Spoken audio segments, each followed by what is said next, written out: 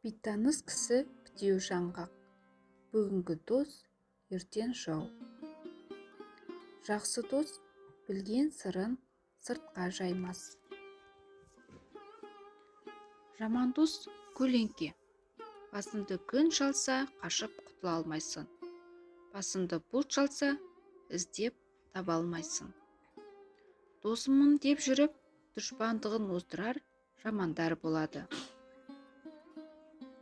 Досы жоқпен сырлас, досы көппен сыйлас. Бірінді қазақ, бірін дос, көрмесен істің бәрі бос. Жаз күнде кімді көрсен бәрі дос. Адам баласынан бәрі дос.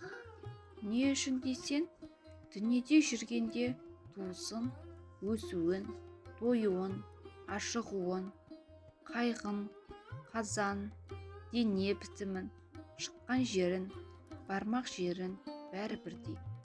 Ақыретке қарай өлуін, көрге кіруін, жүруін, көрден махшарда сұралуын бәрі бірдей.